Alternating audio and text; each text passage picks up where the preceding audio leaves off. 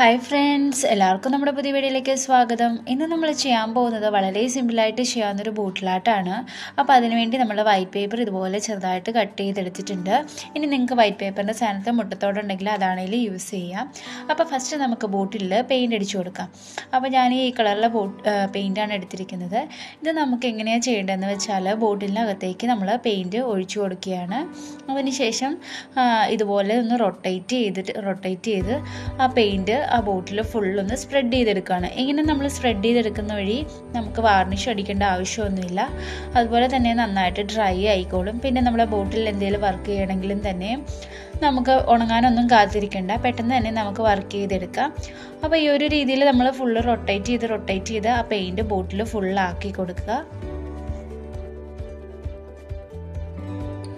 അപ്പോൾ നമ്മുടെ പെയിൻറ്റ് തികഞ്ഞില്ലെങ്കിൽ വീണ്ടും പെയിൻറ്റ് ഇതിനകത്തേക്ക് ഒഴിച്ചു കൊടുക്കുക. അതിനുശേഷം മിച്ചം വരുന്ന പെയിൻറ്റ് നമ്മുടെ പെയിൻറ്റ് ബോർഡിലേക്ക് തന്നെ നമുക്ക് എടുക്കാവുന്നതേ ഉള്ളൂ. അപ്പോൾ ഈ ഒരു രീതിയിൽ ഫുള്ള് നമുക്ക് ചെയ്തെടുക്കാം. അപ്പോൾ നമ്മുടെ ചാനൽ സബ്സ്ക്രൈബ് ചെയ്യാതെയാണ് നിങ്ങൾ വീഡിയോ കാണുന്നതെങ്കിൽ തീർച്ചയായിട്ടും നമ്മുടെ ചാനൽ ഒന്ന് സബ്സ്ക്രൈബ് ചെയ്യുക. അതുപോലെ തൊട്ടടുത്തുള്ള ബെല്ലൈക്കൺ കൂടെ ഒന്ന് എനേബിൾ ചെയ്യുകയാണെങ്കിൽ ഞാൻ ഇടുന്ന വീഡിയോസിൻ്റെ എല്ലാ നോട്ടിഫിക്കേഷൻ നിങ്ങൾക്ക് ആദ്യമേ തന്നെ ലഭിക്കുന്നതായിരിക്കും.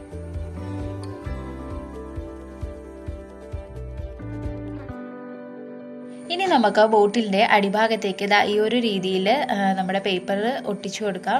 നിങ്ങൾക്ക് പേപ്പറിൻ്റെ സ്ഥാനത്ത് നമ്മുടെ മുട്ടത്തോടാണെങ്കിലും എടുക്കാം. മുട്ടത്തോട് എടുക്കുമ്പോൾ ഇതിൽ നല്ല ഭംഗിയായിരിക്കും, കാരണം അതെല്ലാം നന്നായിട്ട് പ്രൊജക്റ്റ് ചെയ്ത് നിൽക്കുമല്ലോ. നമ്മുടെ പേപ്പർ അത്ര പ്രൊജക്റ്റ് ചെയ്ത് നിൽക്കുകയില്ല, എന്നാലും കുഴപ്പമില്ല, എങ്ങനെ ചെയ്താലും നല്ല ഭംഗിയാണ്. അതുപോലെ തന്നെ നിങ്ങൾ ഇച്ചിരി വലിയ ബോട്ടിൽ എടുക്കാനായിട്ട് ശ്രദ്ധിക്കണം. എൻ്റെ കയ്യിൽ വലിയ ബോട്ടിൽ ഇല്ലാഞ്ഞത് കൊണ്ടാണ് ഞാൻ ഈ ചെറിയ ബോട്ടിൽ എടുത്തിരിക്കുന്നത്. അപ്പം നമ്മൾ താഴെ ചെയ്യുന്ന സെയിം പാറ്റേൺ തന്നെ മുകളിലും ചെയ്ത് കൊടുക്കുക. അപ്പോൾ വലിയ ബോട്ടിലാണെങ്കിൽ നിങ്ങൾക്ക് നന്നായിട്ട് ചെയ്യാം. ഇതിപ്പോൾ ചെറിയ ബോട്ടിലായതുകൊണ്ട് അത്ര ഭംഗിയൊന്നും വരില്ല.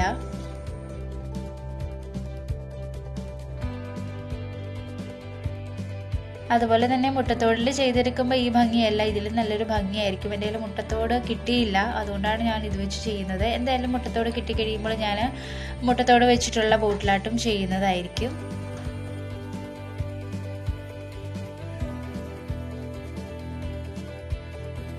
അപ്പോൾ നിങ്ങൾ പേപ്പറായി യൂസ് ചെയ്യുന്നെങ്കിൽ ഒരു 3-4 ലെയർ നമുക്ക് ഇതുപോലെ പേപ്പർ ഒട്ടിച്ചു കൊടുക്കണം, എന്നാലേ ഉള്ളൂ നല്ലൊരു ഫിനിഷിംഗ് ലുക്ക് കിട്ടത്തുള്ളൂ.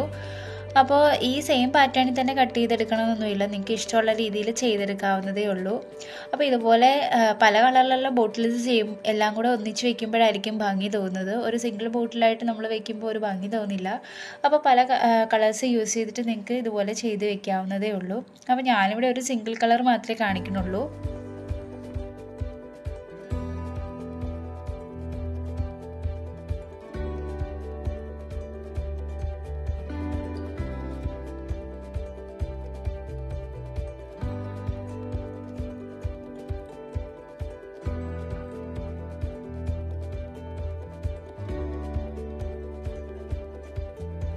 അങ്ങനെ നമ്മളിത് താഴ്ഭാഗം ഫുള്ള് ഇതുപോലെ ഒട്ടിച്ചു കൊടുത്തിട്ടുണ്ട്. ഇനി ഈ ഒരു രീതിയിൽ തന്നെ മുകളിലൂടെ ഒട്ടിച്ചു കൊടുക്കാം. നമ്മൾ ആ നെക്ക് പോർഷനിൽ മാത്രമേ ഒട്ടിച്ചു കൊടുക്കുന്നുള്ളൂ. ഇത്തിരിയുടെ വലിയ കുപ്പിയാണെങ്കിൽ ഇത്തിരി 2-3 ലെയർ പേപ്പേഴ്സ് നമുക്ക് ഒട്ടിച്ചു കൊടുക്കാനായിട്ട് കാണും.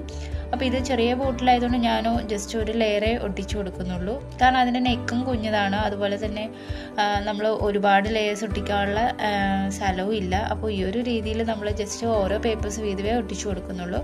അപ്പോൾ നിങ്ങൾ ചെയ്യുമ്പോൾ വലിയ ബോട്ടിൽ ചെയ്യുക, അതുപോലെ തന്നെ നല്ല നെക്കുള്ള ബോട്ടിൽ എടുക്കാനായിട്ട് ശ്രദ്ധിക്കണേ.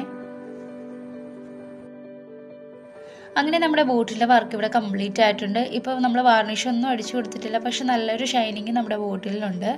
അപ്പോൾ വളരെ സിമ്പിളായിട്ട് ചെയ്യാവുന്നൊരു ബോട്ടിലായിട്ടാണ്. അപ്പോൾ എല്ലാവരും ഒന്ന് ട്രൈ ചെയ്ത് നോക്കണം. അതുപോലെ നിങ്ങൾക്ക് എൻ്റെ വീഡിയോ ഇഷ്ടമായെങ്കിൽ ലൈക്ക് ചെയ്യുക, കമൻറ്റ് ചെയ്യുക, സബ്സ്ക്രൈബ് ചെയ്യുക. അതുപോലെ തൊട്ടടുത്തുള്ള ബെല്ലൈക്കൺ കൂടെ ഒന്ന് എനേബിൾ ചെയ്യുകയാണെങ്കിൽ ഞാൻ ഇടുന്ന വീഡിയോസിൻ്റെ എല്ലാ നോട്ടിഫിക്കേഷൻ നിങ്ങൾക്ക് ആദ്യമേ തന്നെ ലഭിക്കുന്നതായിരിക്കും. അപ്പോൾ നമുക്ക് മുട്ടത്തോടുമായിട്ട് മറ്റൊരു വീഡിയോയിൽ കാണാം. Bye bye.